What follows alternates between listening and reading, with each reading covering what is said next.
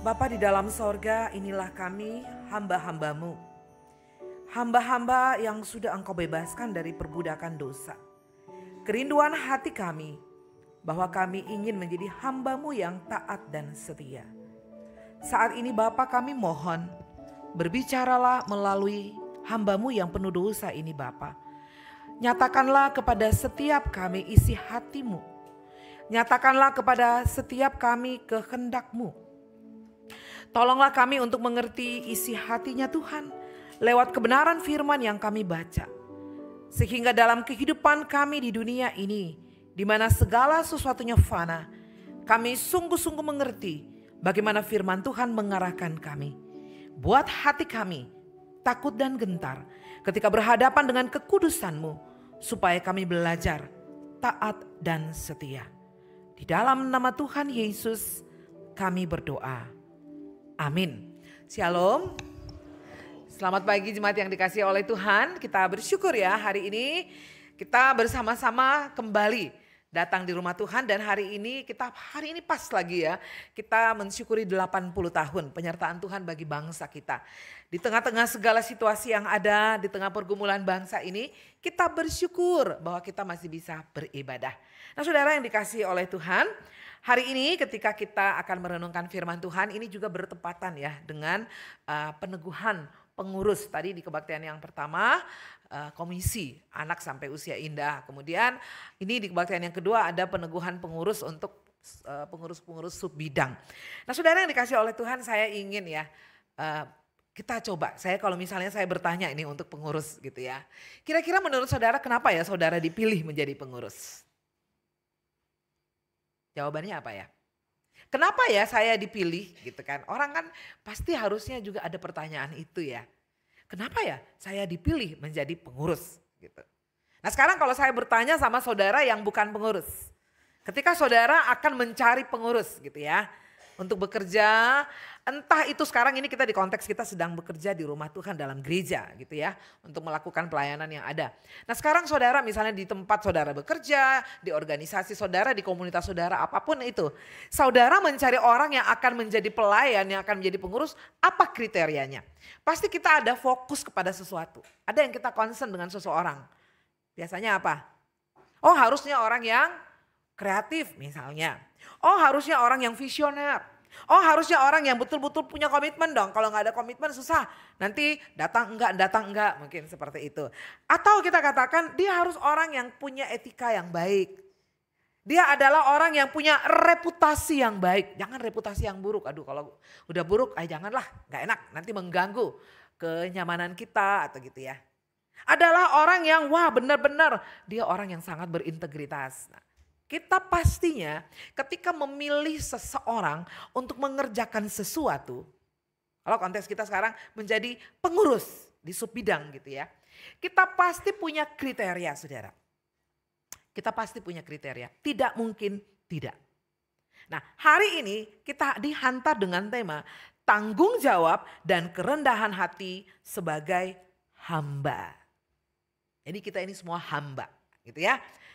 Tanggung jawab dan kerendahan hati sebagai hamba. Nah, di dalam Kamus Besar Bahasa Indonesia, dia memberi pengertian seperti ini tentang tanggung jawab.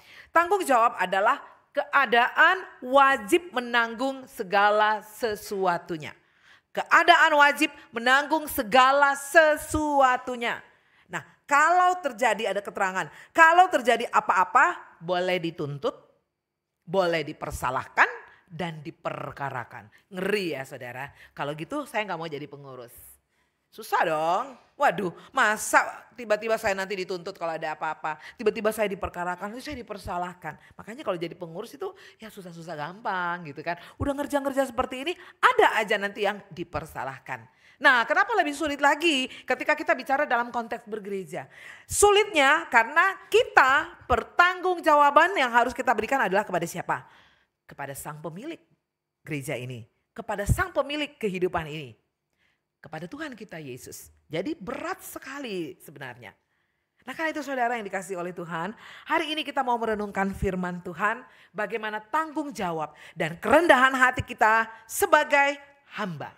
Nah, bagian firman Tuhan yang diberikan kepada saya untuk kita renungkan bersama-sama menjadi satu bagian yang sangat familiar sesungguhnya.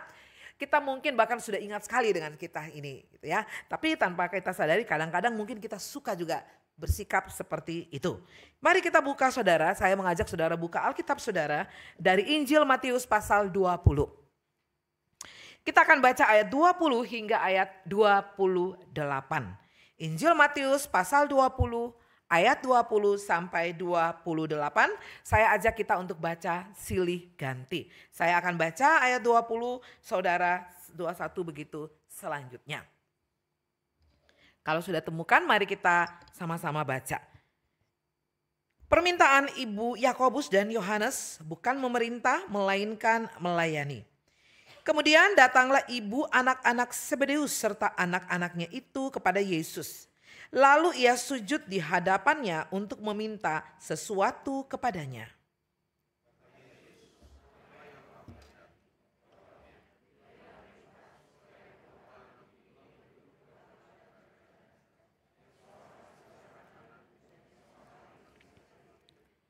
Namun Yesus menjawab katanya, kamu tidak tahu apa yang kamu minta. Dapatkah kamu meminum dari cawan yang akan kuminum? Kata mereka kepadanya, kami dapat.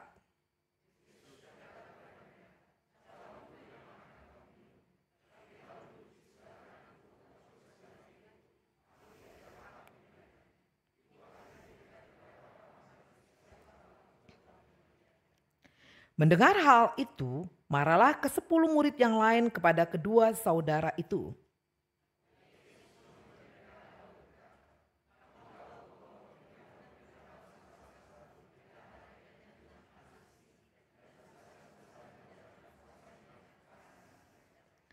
Tidaklah demikian di antara kamu. Siapa yang ingin menjadi besar di antara kamu, hendaklah ia menjadi pelayanmu.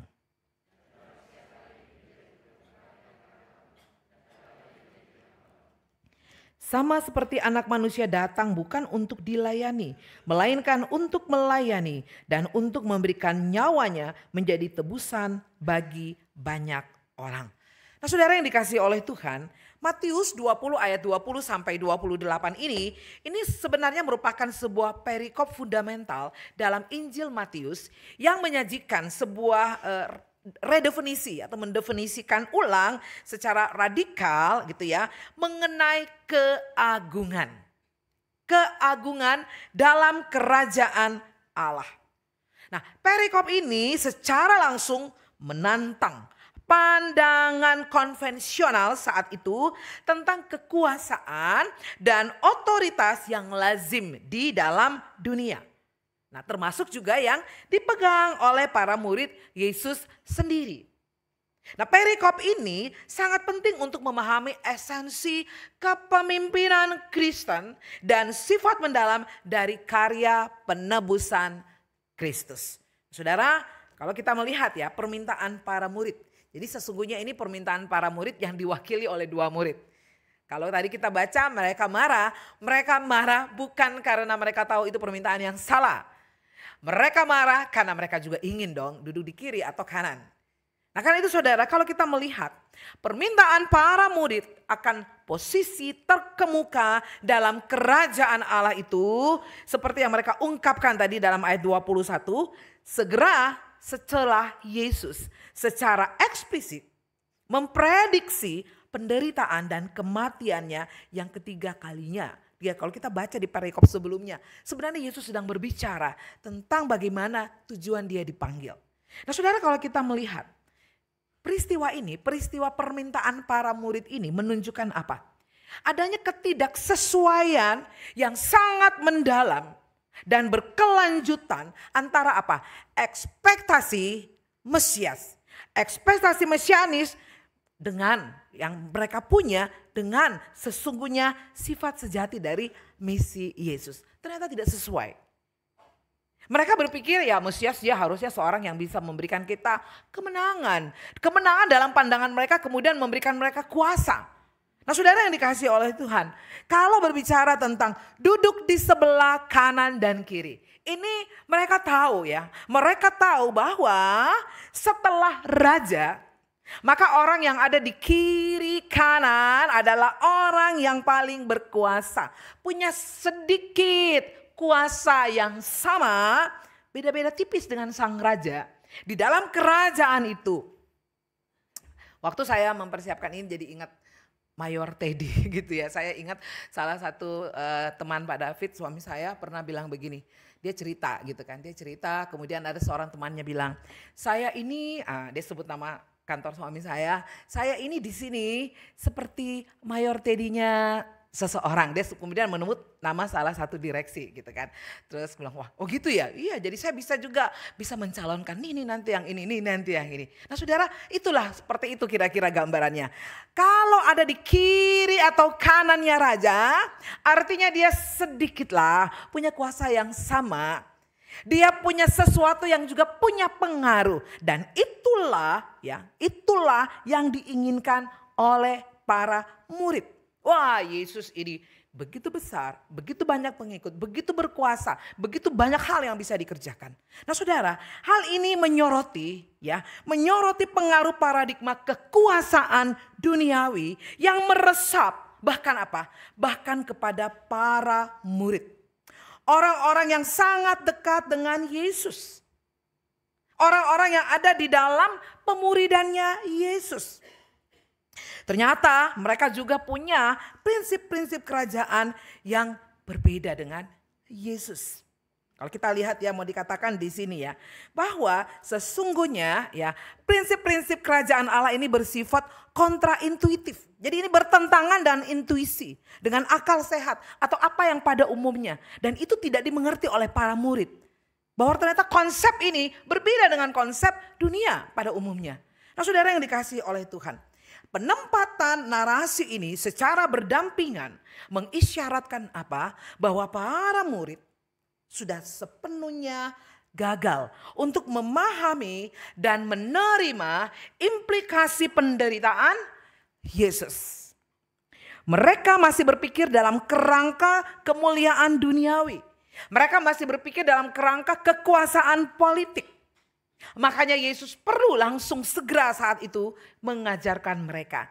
Waktu Yesus bilang, memang ya orang-orang pemimpin-pemimpin, penguasa-penguasa dunia ini, mereka memimpin dengan tangan besi, menekan seperti itu. Yesus mau katakan kepada mereka bahwa mereka tidak seperti itu. Kepemimpinan dia dalam kerajaan tidak seperti itu. Kenapa Yesus harus segera mengajarkan hal ini? Karena saudara, ini bukan sekedar kesalahpahaman yang sederhana. Tapi ini menunjukkan kecenderungan manusia yang mengakar, ya, termasuk di antara mereka yang dipanggil oleh Yesus sebagai muridnya. Untuk apa? Menafsirkan janji-janji ilahi melalui kacamata atau melalui lensa ambisi dan hak istimewa duniawi. Ini hal yang serius dalam pandangan Yesus. Karena mereka adalah orang-orang yang akan dibentuk. Mereka akan melanjutkan misi Yesus di dunia. Makanya Yesus segera harus memberitahu kepada mereka. Nah saudara yang dikasihi oleh Tuhan, mari kita melihat ya, ternyata ambisi para murid ini betul-betul terbukti berakar pada pemahaman budaya yang berlaku tentang kekuasaan. Saudara dan saya melihat ya, makanya Yesus selanjutnya ayat 25 sampai 28. Ini bukan hanya sekedar pelajaran moral saudara. Tapi Yesus benar-benar melihat bahwa ini adalah reorientasi fundamental dari seluruh pandangan duniawi mereka. Bagaimana dia mau katakan bahwa kerajaan ini ya ada prinsip terbalik. Prinsip terbalik di mana keagungan kalau kita melihat ya didefinisikan oleh pelayanan dan pengorbanan. Ini pastinya secara langsung menantang keinginan duniawi mereka, para murid. Oh ternyata yang dinamakan bahwa segala sesuatu yang untuk menjadi besar ternyata adalah menjadi pelayan dan siap untuk berkorban. Ini berbeda dong. Kenapa berbeda? Kalau di dunia jangan harap yang namanya orang yang jadi pemimpin, yang namanya orang yang punya jabatan, mana mau dia berkorban, mana mau dia melayani. Yang ada segala sesuatunya sudah tersedia untuk dia. Dia tinggal bilang, wah semuanya sudah ada. Nah itulah ya, ini yang dibilang apa? Sebuah prinsip yang terbalik. Dengan pandangan dan konsep dunia. Saudara yang dikasihi oleh Tuhan, Mari kita melihat ya, ketika mereka meminta ini, kemudian Yesus bilang apa? Dapatkah kamu meminum cawan? Terus mereka bilang apa? Kami dapat. Mantap juga. Yesus bilang, memang kamu nanti akan meminum. Minum cawan kita tahu, ini sesuatu yang merupakan simbol. Simbol penderitaan. Simbol penderitaan. Dan memang ini simbol penderitaan yang akan ditanggung bersama sebagai pengikut Kristus. Sebagai orang-orang yang menyebut dirinya anak-anak Allah. Sebagai orang yang menyebut dirinya hamba-hamba Allah. Nah saudara yang dikasihi oleh Tuhan. Kalau demikian saudara, Yesus mau bilang bahwa memang nanti satu saat kalian pun akan meminumnya. Artinya apa? Satu saat yang namanya pengikut Kristus pasti akan menderita. Pasti akan ditolak. Tapi hal duduk kiri, kanan itu Bapa. Nah saudara, Yesus di ayatnya yang ke-28. Yesus segera mengajarkan dan juga segera memberitahu apa yang menjadi panggilan dia. Misi dia di dunia. Yesus bilang dia akan menjadi tebusan. Tebusan saudara. Kalau kita lihat ayat 28. Sama seperti anak manusia datang bukan untuk dilayani. Melainkan untuk melayani dan untuk memberikan nyawanya menjadi tebusan bagi banyak orang. Saudara, kata tebusan ya, menjadi tebusan, kata Yunani yang dipakai litron. Ini berarti apa? Harga yang mesti dibayar untuk membebaskan budak atau tahanan atau apapun pembebasan yang dilakukan. Dan Yesus melakukan pembayaran ini dengan nyawanya saudara. Yesus melakukannya dengan nyawanya. Mari kita perhatikan saudara, luar biasa. Yesus ingin buktikan kepada mereka. Siapa yang mau jadi besar, yang jadi terbesar, mau menjadi tebusan, siap untuk betul-betul menjadi pelayan yang berkorban. Nah saudara yang dikasihi oleh Tuhan. Ini memberikan kepada kita bagaimana Yesus sendiri. Dia adalah hamba yang menderita. Dia adalah hamba yang betul-betul total memberikan hidupnya. Dan inilah misi dia datang ke dunia. Misi inilah yang belum ada dalam konsep para murid saat itu. Mereka berpikir tentang kekuasaan dalam kerajaan, kekuasaan secara duniawi. Dalam dunia politik, wah orang kalau punya kuasa senang sekali. Nah saudara yang dikasihi oleh Tuhan, mari kita sama-sama akan melihat. Ketika hari ini kita diajarkan melalui tema bagaimana tanggung jawab dan kerendahan hati sebagai hamba. Sebagai hamba ya, jadi kita ini sekarang hamba. Di dalam perjanjian baru ya, kata hamba ini ya, kata Yunani dulu sering diterjemahkan dengan hamba atau budak.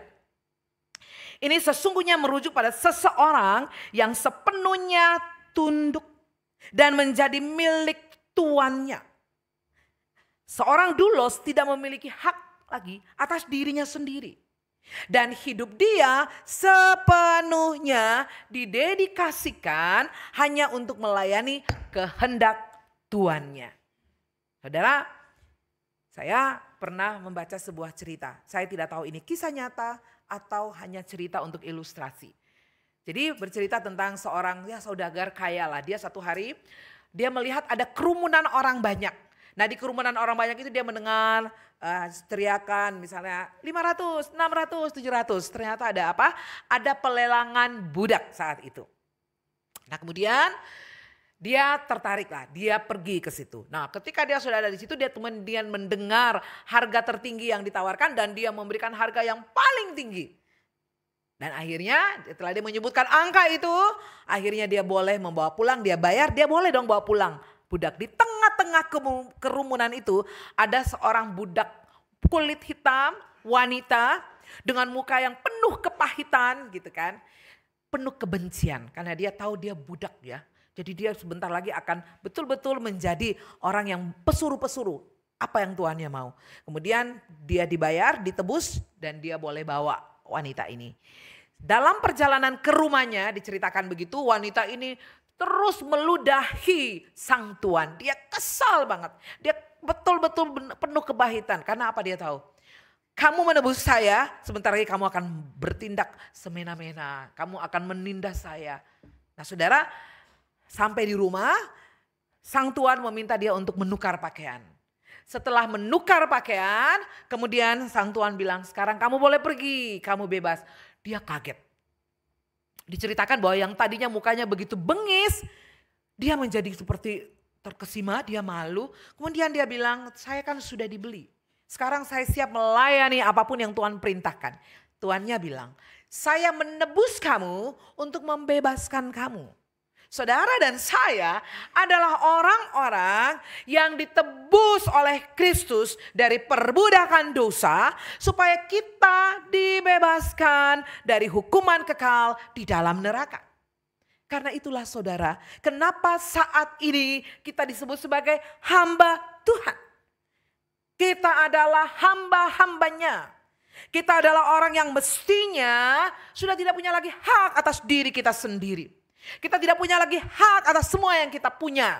Tadi lagu sebelum pengantar firman Tuhan itu kalau kita nyanyi dan kita resapi kalimatnya, kata demi katanya, maka kita akan mengerti.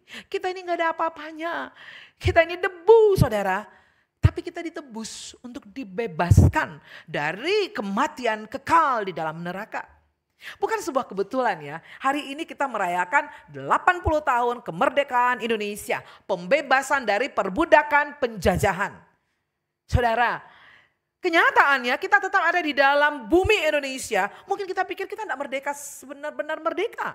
Karena masih ada saja kebebasan yang beribadah yang tertahan-tahan. Masih begitu banyak orang yang ditindas. Masih begitu banyak keadilan yang tidak merata. Tapi saudara kita bersyukur. Ternyata di dalam dunia yang fana, yang tidak penuh kepastian ini, yang penuh dengan ketidaknyamanan ini, saudara dan saya adalah orang-orang yang sudah punya jaminan keselamatan. Karena kita ditebus untuk dibebaskan dari hukuman yang kekal. Dan karena itulah maka saya dan saudara adalah hamba. Hamba yang benar-benar adalah hambanya Tuhan. Ketika Alkitab berbicara tentang hamba, ini dia sedang berbicara tentang seorang yang harus melayani dengan penuh kesetiaan, dengan penuh dedikasi. Kepada siapa? Ini berbicara tentang relasi kita, umat tebusan dengan Kristus yang menebus kita. Nah saudara yang dikasihi oleh Tuhan, seorang teolog ya, dia penulis PB ya, Howard Marshall. Dia mengatakan bahwa hamba itu adalah sebuah gambaran kerendahan hati. Saudara, penggunaan kata hamba ya juga sering kali digunakan untuk apa? Mengekspresikan kerendahan hati. Makanya kata itu dipakai. Seseorang ya yang menyebut dirinya hamba di hadapan orang lain atau di hadapan Tuhan, ini menunjukkan sikap merendahkan hati ya. Lebih cocok merendahkan hati dan kesediaan untuk melayani. Makanya Howard Marshall dia bilang, pemimpin sejati adalah hamba. Kita kalau nonton film-film kerajaan gitu ya. Daulat Tuanku gitu, iya hamba gitu.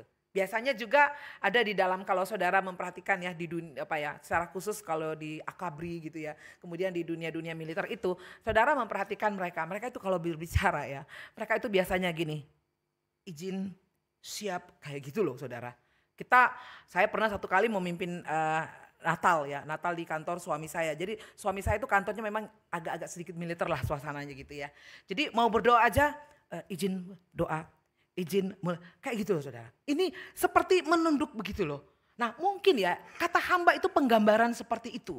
Merasa seperti sangat rendah seperti itu. Nah saudara kita mau gak seperti itu di hadapan Tuhan loh saudara. Kita mestinya lah seperti itu. Karena Yesus sendiri dia sudah memberikan teladan yang sempurna tentang hal ini. Meskipun dia raja di atas segala raja, tapi dia datang ke dalam dunia bukan untuk dilayani, melainkan untuk melayani dan memberikan nyawanya menjadi tebusan, menjadi bayaran dari hutang dosa manusia. Karena itulah saudara dan saya mestinya menjadi hamba yang rendah hati di hadapan Dia. Seorang penulis dan konselor Kristen, Bapak Paul David Tripp, dia bilang seperti ini tentang kerendahan hati dan tanggung jawab. Kerendahan hati dan tanggung jawab bukanlah dua hal yang terpisah, melainkan dua sisi dari koin yang sama dalam kehidupan seorang hamba Tuhan. Keduanya harus selalu saling berkaitan. Kemudian masih dari Paul David Tripp, kerendahan hati bukanlah sekedar sifat yang lembut atau pemalu. Kita kan berpikir kalau orang rendah hati itu pasti dia pendiam, gak cerewet gitu ya. Kayak saya agak cerewet gini. Pasti dia tenang-tenang gitu kan. Tidak ternyata. Ternyata sebaliknya kerendahan hati yang sejati adalah sebuah kesadaran yang mendalam akan posisi kita di hadapan Allah. Jadi sikap hati kita di hadapan Allah. Nah kalau dengan demikian, bagaimana kita mau tahu kalau saya ini rendah hati? Bagaimana ya saya tahu saya ini rendah hati? Nah paling tidak saya ingin kita melihat beberapa hal. Yang pertama, kita punya pengakuan akan kebutuhan diri kita. Maksudnya apa? Seorang hamba Tuhan yang rendah hati adalah orang yang menyadari bahwa ia sendiri pun masih bergumul dengan dosa. Dan ia masih membutuhkan penyelamatan setiap hari ketika dia berjuang dengan yang namanya dosa. Ia adalah seorang yang sungguh-sungguh melihat bahwa ia tidak lebih baik, ia tidak lebih benar dari orang lain. Orang lain melakukan kesalahan, kita tidak kemudian merasa bahwa wah itu salah, terus kita membicarakannya. Tapi tidak, tapi kita selalu melihat ya, saya pun bisa melakukan kesalahan yang sama. Kemudian seorang yang rendah hati, dia pasti fokus kepada anugerah Allah, saudara. Kita melihat bahwa kerendahan hati membuat kita menyadari bahwa setiap pencapaian, talenta, posisi yang kita miliki saat ini, sesungguhnya kita tidak punya hak. Tetapi itu hanya anugerah dari Allah. Kerendahan hati berarti kita mau melayani bukan karena aku hebat. Bukan karena aku kuat. Bukan karena aku ini sesuatu yang penting di sini. Tidak. Tapi sesungguhnya ini hanya sebuah anugerah. Aku tidak punya apa-apa di dalamnya yang bisa aku banggakan. Apapun itu saudara. Yang kita punya, yang sedang diizinkan untuk kita kelola, untuk kita nikmati saat ini. Kita hanya mengelola dan menikmatinya sebagai hamba. Karena kita tidak punya, yang punya Kristus. Dan kita diminta untuk mengelolanya dengan penuh kerendahan hati kepada Sang Tuhan pemilik kehidupan kita.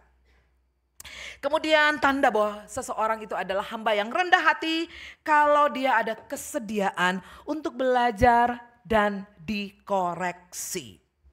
Saudara, hamba Tuhan atau anak-anak Tuhan yang rendah hati selalu terbuka untuk mendengarkan, selalu terbuka untuk dikritik, terbuka untuk dikoreksi, terbuka untuk belajar dari orang lain. Kita tidak menganggap bahwa diri kita ini sendiri ini kita punyalah kebenaran paling tinggi. Apalagi kalau kita sudah senior. Apalagi kalau kita merasa kita punya jabatan.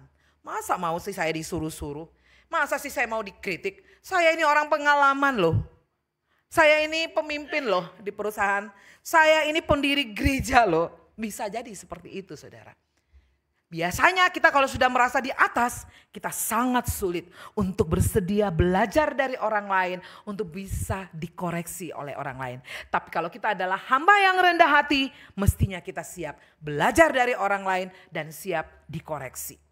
Nah kemudian saudara yang berikutnya yang terakhir yang keempat. Seorang hamba yang rendah hati ketika dia lebih mengasihi pelayanan daripada kepemimpinan. Artinya apa saudara? Artinya begini. Kerendahan hati yang sejati termanifestasi ketika kita lebih mencintai tindakan melayani daripada posisi memimpin. Hamba Tuhan yang rendah hati, dia tidak mendambakan kekuasaan.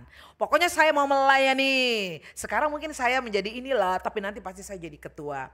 Nanti saya bekerja, saya akan bekerja. Saya mau bekerja tepat waktu. Pokoknya kerja dengan baik. Pasti nanti suatu saat saya pasti akan jadi pemimpin. Ketika tidak jadi pemimpin mulai kecewa.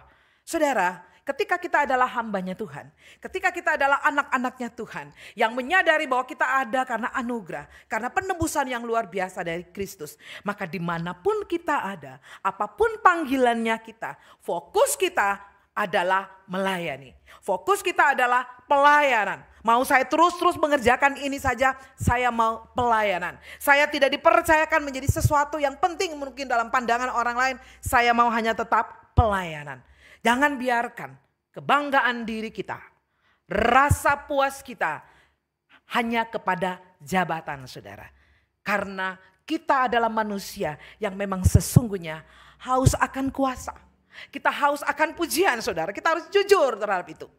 Tapi mari saudara, ketika kita mau belajar tentang kerendahan hati dari Kristus, Dia datang untuk melayani. Maka fokus kita adalah melayani, siap menderita, siap dihina bahkan, siap tidak dianggap, siap tidak diperhitungkan.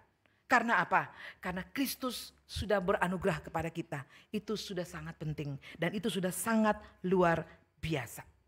Jangan pernah saudara, kita hanya bertanggung jawab ketika kita merasa bahwa saya dilihat orang, saya akan bekerja dengan baik. Tidak saudara, tapi kita bertanggung jawab bekerja sungguh-sungguh karena kita tahu bahwa kita ini hamba yang ditebus. Nah saudara yang dikasihi oleh Tuhan, diminta dalam panggilan kita melakukannya dengan penuh tanggung jawab. Karena sama dengan kerendahan hati, dengan apa yang kita punya, maka sebuah tanggung jawab itu adalah anugerah. Apapun saat ini yang sedang menjadi tanggung jawab saudara, itu adalah anugerah. Apapun yang saat ini saudara sedang kerjakan, mari kita kerjakan bukan menjadi sebuah beban. Tapi kita mau persembahkan karena Allah yang panggil kita untuk melayani. Kita jangan lagi, kita mari bebaskan diri kita dari perbudakan. Kadang-kadang kita sendiri yang memperbudak diri kita. Bagaimana caranya? Karena kita kejar yang namanya kuasa. Karena kita punya ambisi untuk terkenal. Kita punya ambisi untuk menjadi posisi yang penting. Sehingga kita tidak sadar itu memperbudak diri kita sendiri. Sehingga kita bekerja tidak lagi dengan tanggung jawab sebagai seorang hamba. Tapi kita punya satu tujuan seperti yang diinginkan oleh dunia ini. Nah saudara yang dikasihi oleh Tuhan. Kemudian dalam tanggung jawab saudara ini, mari kita menjadi gambaran Kristus. Tanggung jawab untuk seorang hamba. Bagaimana saya dan saudara dalam semua yang kita kerjakan, orang melihat Kristus. Mencerminkan Kristus yang datang bukan untuk dilayani, melainkan untuk melayani. Artinya apa? Ketika kita hidup di dunia, dalam apapun panggilan kita, bahkan sebagai ibu rumah tangga, kita dibutuhkan apa? Kita dibutuhkan kasih yang luar biasa. Kita dibutuhkan kesabaran. Bagaimana kita belajar menghargai orang yang bersama-sama dengan kita. Bagaimana kita tidak pakai posisi kita untuk menekan, untuk menindas, atau untuk mengendalikan orang lain, mengikuti apa yang saya mau. Saat ini saya dan saudara adalah hamba Tuhan. Artinya saya dan saudara hanya mengikuti apa yang Tuhan mau. Bukan apa yang saya mau atau apa yang orang lain suka. Tapi kita sedang berjalan menuju kepada bagaimana akhir dari hidup, mempertanggungjawab hidup ini kepada Tuhan. Jadi apa yang Tuhan mau itu yang akan saya kerjakan. Kemudian yang ketiga, tanggung jawab, keterlibatan dalam pelayanan secara menyeluruh. Ketika kita berbicara tentang tanggung jawab, ketika kita berbicara tentang panggilan kita sebagai hambanya Tuhan, kita ada di berbagai skop kehidupan saudara. Kita mulai dari keluarga, kita ada dalam keluarga, kita sebagai anak, kita sebagai suami, kita sebagai istri, kita sebagai orang tua, kita punya tanggung jawab itu. Kita di dunia kerja kita, di dunia bisnis kita, mungkin kita seorang pemimpin, mungkin kita juga karyawan biasa. Siapapun kita. Apapun kita diminta untuk apa? Setiap tindakan kita, setiap langkah kita, setiap tutur kata kita, mestinya kita tidak mengerjakannya karena mendapatkan pujian dan mengejar kekuasaan, mengejar jabatan. Tapi semua itu saya lakukan sebagai bentuk bagaimana saya mau total hidup saya persembahkan untuk menyenangkan Tuhan. Sekalipun ditolak, sekalipun dihina, dikritik habis-habisan, kita tidak baperan. Tapi kita sungguh-sungguh mengerjakannya total untuk Kristus. Saudara, saya tahu sekarang ini orang berlomba-lomba untuk bisa menjadi orang penting. Sekarang ini orang berlomba-lomba untuk menjadi orang yang dianggap, yang dihormati. Tapi mari saudara, jangan kita menaruh rasa bangga kita, menaruh rasa penting kita kepada apa yang dinilai oleh dunia. Karena tadi kan lagu kita sebelum firman, kita tidak bawa apa-apa. Tapi kita minta hati yang setia. Tidak ada yang kita bawa saudara. Semua yang kita punya saat ini hanya sementara. Tidak ada yang kekal. Saudara dan saya, secara khusus saudara yang punya jabatan ya, pasti Pak WL kita gitu kan. Kita akan melihat ya, kadang-kadang kalau kita mau jujur, orang itu memberikan kita hormat. Orang itu memberikan kita penghargaan, kadang-kadang bukan karena hasrat kita sebagai hakikat kita sebagai manusia. Sebagai gambar dan rupa Allah. Tapi kadang-kadang siapa kita? Saya sering berbicara ini dengan suami saya. Jangan pernah kita menaruh rasa bangga kita kepada jabatan atau apapun yang sedang Tuhan izinkan untuk kita kerjakan. Karena itu hanya sementara. Saya suka bilang sama suami saya, jangan pernah menaruh rasa bangga kepada itu. Karena satu saat kamu pensiun, orang melirik pun tidak. Tapi mari kita menaruh rasa syukur kita, bangga kita. Karena kita punya Allah yang terlalu mengasihi kita, terlalu peduli kepada kita. Dia menebus kita untuk membebaskan kita dari perbudakan dosa. Sehingga tujuan hidup saya adalah tujuan kepada kekekalan. Bahwa semua ini hanya sementara. Tetapi hidup bersama Bapa di surga yang sudah menebus saya adalah selama-lamanya. Dan itu yang akan saya kejar. Karena itu saudara yang dikasihi oleh Tuhan. Hari ini firman Tuhan mengingatkan kepada setiap kita. Mari kita jalani hidup kita sebagai hamba. Yang penuh dengan kerendahan hati. Yang penuh dengan tanggung jawab. Kita tidak lagi haus akan apa yang menjadi tawaran dunia semata. Tetapi kita melakukan segala potensi kita, talenta kita, apa yang Tuhan percayakan, kita lakukan itu. Karena kita mau Kristus dimuliakan dan orang melihat Kristus di dalam kita. Secara khusus hari ini bagi Bapak Ibu yang akan diteguhkan di hadapan Tuhan dan umatnya. Yang akan berikrar di hadapan Tuhan dan umatnya. Mungkin saudara sudah punya agenda-agenda. Mungkin saudara sudah punya rencana-rencana. Mari saya mengajak kita sama-sama. Kita semua, kita adalah pekerja bagi Kristus di ladang kita masing-masing. Mari kita cek motivasi kita. Ingatlah bahwa Tuhan yang harus dipuji di setiap program kita. Tuhan yang harus ditinggikan di setiap kami, di keluarga kami masing-masing. Di dunia kerja kami, di dunia bisnis kami, bahkan dalam gereja ini. Kami sungguh-sungguh mencerminkan Kristus. Hamba berdoa Bapa, tolonglah setiap kami. Supaya kami yang menjadi pelayan-pelayan di rumah Tuhan. Kami selalu ingat bagaimana meminta kontrol Tuhan atas hidup kami, atas pelayanan kami. Sehingga Engkau mendapati kami setia kepadamu. Sungguh-sungguh hanya kepadamu. Di dalam nama Tuhan Yesus Kristus kami berdoa. Amin.